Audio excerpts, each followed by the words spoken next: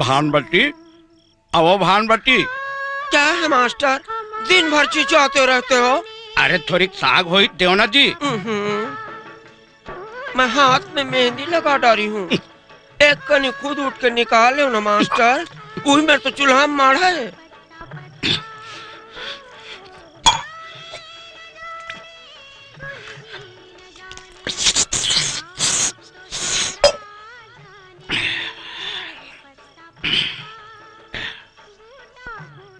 आई लग याद खा रहा, दूसरे या नहीं लिया क्या?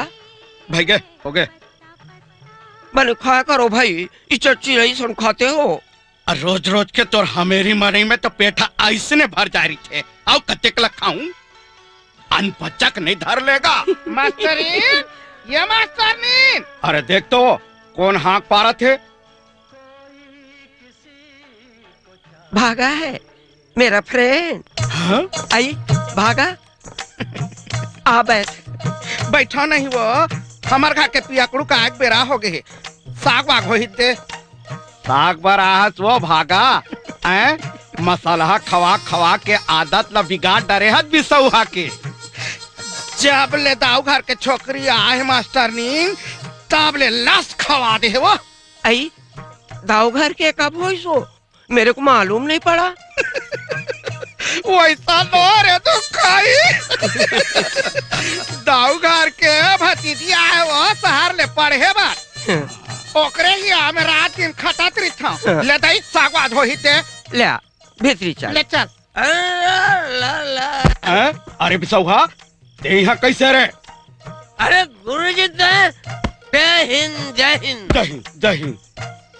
तो बड़ा हल्का रात गुरुजी। अलकरहा कैसे रे? और नहीं तो का। अरे तई यहाँ का बरागे। अरे तोला कहीं काम पूछता रही से तो मुल्ला बुला ले होते अपन घर में। तोला यहाँ के का जरूरत रही थी।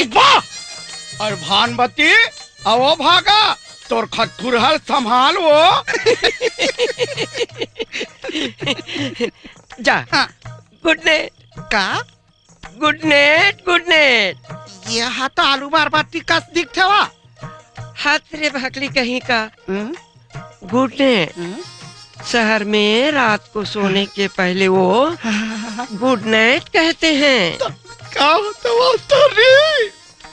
शोषण भर के सो जाते हैं बिहनिया के होतले। आओ भागा, संभालना है ना वो। यहाँ तो रोह पोह मच गए। आई ते यहाँ जी छुट्टा बराबर पाछू पाछू काबर आगे हवे वो। थोड़ी कदम थाले रीते लेगाते रहे तोर बार मसाला तक। नमस्ते मास्टर जी। नमस्ते चौकीदार नमस्ते। चले नहर, बड़ा हाथ नमस्ते वाला खेखड़ूगा तार के नहीं तो। चल। ले सुतो मास्टर, गुड नाइट।